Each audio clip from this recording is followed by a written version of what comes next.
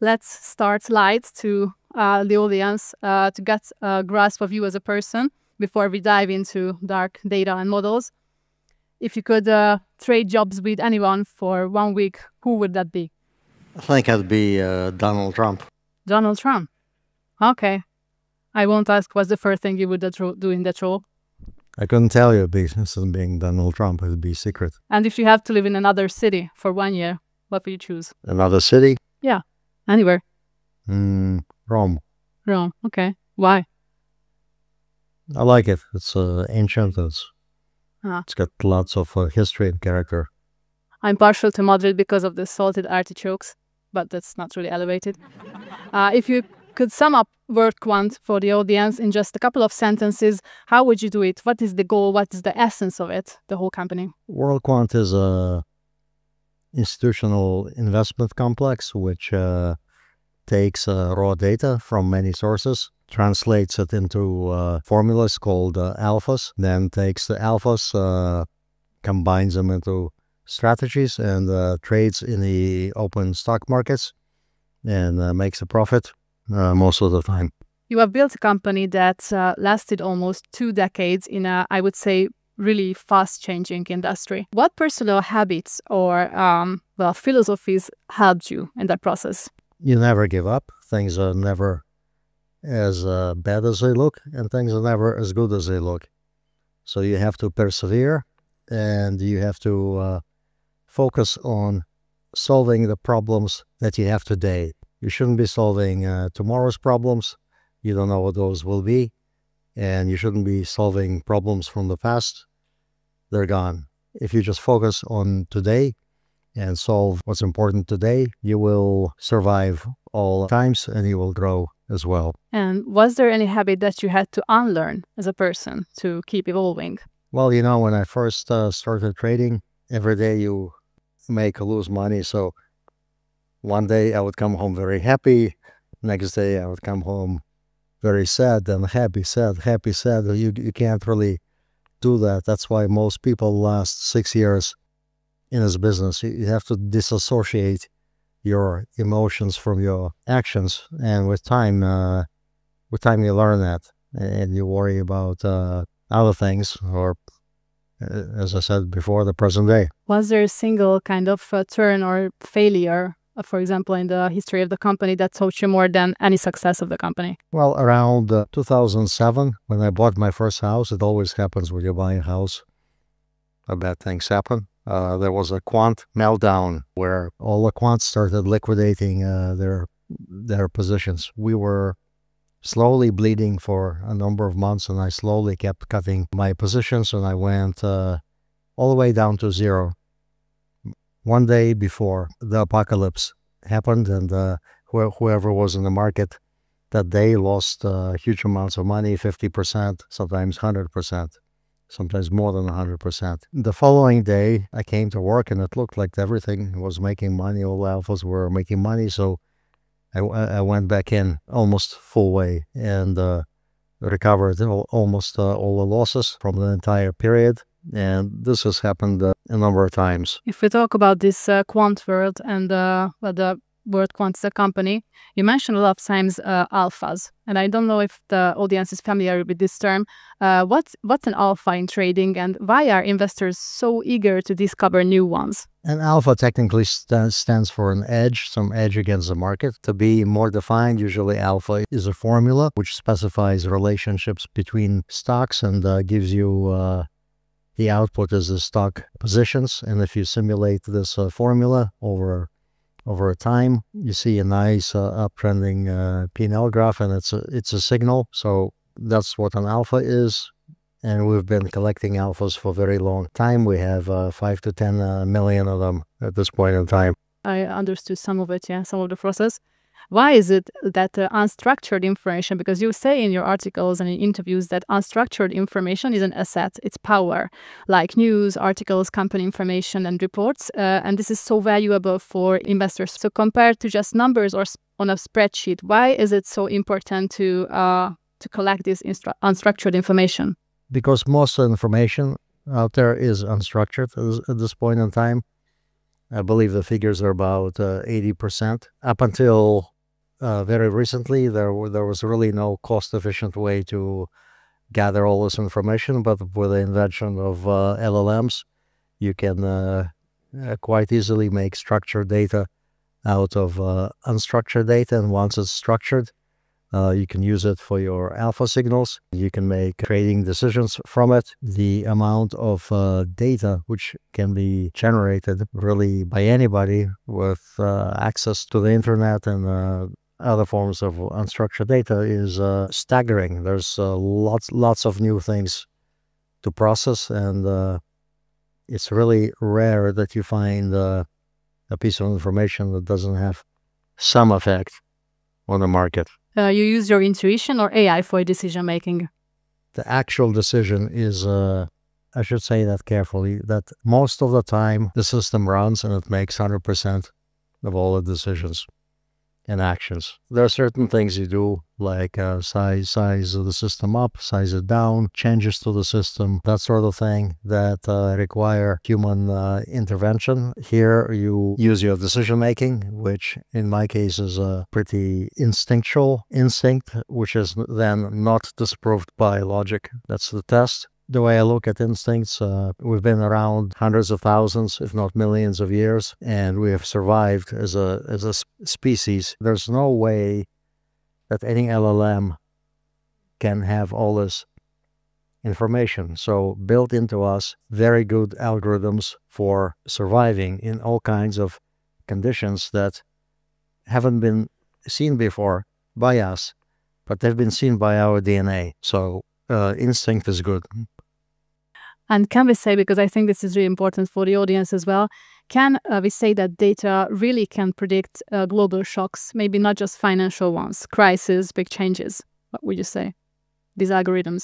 Sometimes data can predict global shocks, but sometimes it can't because there is no data. Some things happen, an earthquake happens. There's not much data that leads to that. Some country melts down, maybe there is some data leading up to that. So sometimes you can, sometimes you can't. One of your pieces, I think it was the Milken Institute piece, you called quant thinking a global imperative.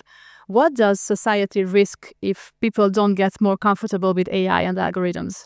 What are we risking? We're risking doing things that are not optimal, that are not the best things. When the technology matures, some part of the population is going to be able to use it right, and some part will not be able to use it right. The risk of not using it right is that those that do use it right will overtake you and leave you far behind. So the Adam Smith and the power of competition keeps this process going, and gives everyone a very big incentive to understand AI and other new technologies. WorldQuant is really international because you're present in, I think, 27 cities and 16 countries.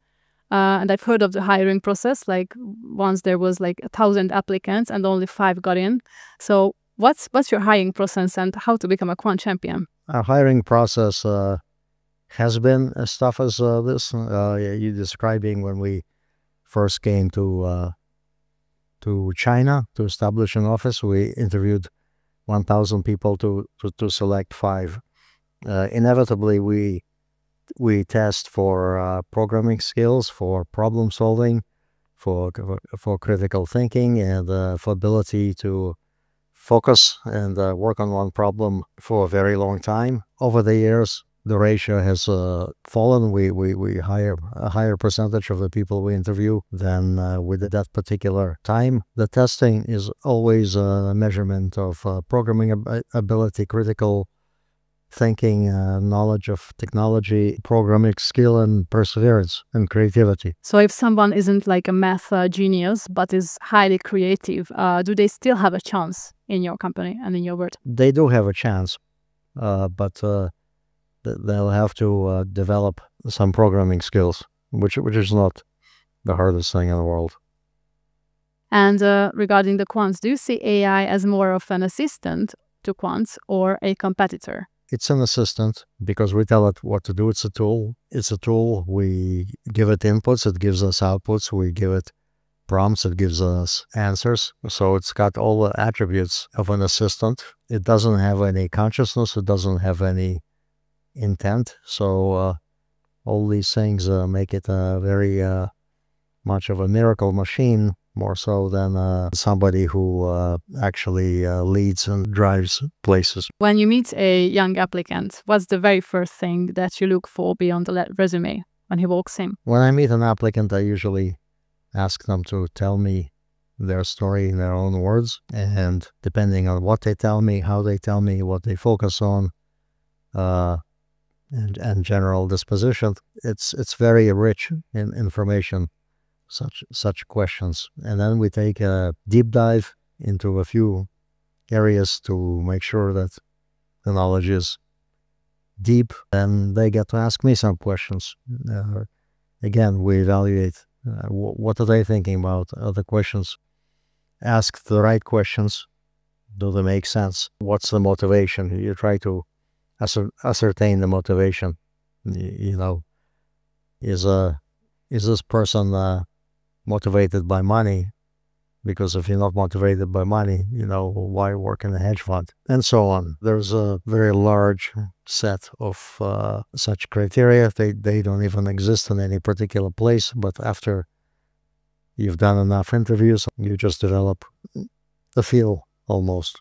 When the person walks into the room, you exchange 2 or 3 sentences and you kind of know how it's going to go. Last year at BrainBar, you said that your favorite app is ChatGPT. Is still your favorite one. And what do you think, what is the main misconception about AI that we all have? Yeah, it's still my favorite app. It's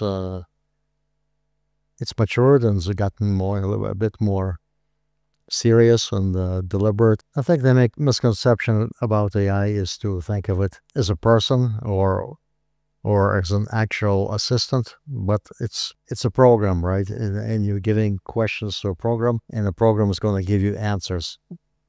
And you have to remember that you're dealing with something not human. It's metallic, and that your questions matter as much as your answers will. So you have to really understand what is it you want, what questions to ask, what are the limitations of the answers you're getting. Now we should turn to the audience, so please raise your hand if you have questions. Yeah, okay, there. I'm interested to know if you've noticed any trend of the quality of the unstructured data going down since the invention of the LLMs, because there are some theories that slowly people get more lazy and basically the unstructured data is produced with help of the LLMs, and its quality goes down, and of course your output goes down. The question was if we noticed the quality of unstructured data going down because LLMs are now producing some of that unstructured data. The answer is no, we haven't noticed it as of this point in time, but possible that this could happen if the percentage of data produced that's unstructured is by LLMs. I don't know why LLMs would produce unstructured data. They tend to produce very structured outputs, but certainly initial training of LLMs was all on human history with heavy bias on Wikipedia. So as we put more and more inputs, which are new and which we don't know how they behave, there could be a degradation in performance, but I'm sure that the people who make the LLMs are thinking about it and will find a way to circumvent it. Okay, next question. As a young person like me who wants to be successful but don't know where to start after high school, what is the best piece of advice you could give me? The best piece of advice is to make yourself very skillful in programming, in critical skills, in subjects like physics. Show your excellence by taking part in competitions, winning some gold or silver medals, and just persist in that line of thinking. Lots of people can think about problems, but not a lot of people can think about problems for a very long time. So if you persist, you will leave behind vast majority of your competitors. Okay. Any other questions? Do you predict any black swan events in the finance industry in the upcoming years? Well, I predicted that'll happen, but by definition, black swan events are the ones you cannot predict. So will I predict something I cannot predict? There's someone in the back. 2 questions. First, do you deal in any shape or form in the crypto market? And second, yesterday there was the FOMC chair meeting and the Fed basically just changed the interest rates. So there is definitely a US mindset change on the economic outlook. And is your company affected by it in any shape or form? Or did you plan for it already, given the fact that you did an automation and advise hedge funds? We try to trade the ripples, not the waves. The events like interest rate changes are the waves. So we try to keep the portfolios neutral to the events. So no matter what happens, it doesn't really affect us. And about the crypto, we have recently begun to get into crypto because it has received so much positive rhetoric, from the White House and other places. So we're entering that space. Do we have still questions? My question will be regarding the maybe what spheres of business should we open to be successful maybe in 20 years? What niches of business will increase in the future? If you look at S&P 500 and how fast companies change with that, you see that it's a difficult thing to predict what will remain and what will not remain. But some things will remain. The stock market will always be there. So if you open a hedge fund and you're good at it, then you'll still be able to have a business in 20 years, provided there are still hedge funds around. And I think you can apply this kind of thinking to anything. What is systemic and will be here in 20 years, no matter what, and then you build a business around it. Unfortunately, our time's up now. Thank you very much for your questions, and thank you, Igor.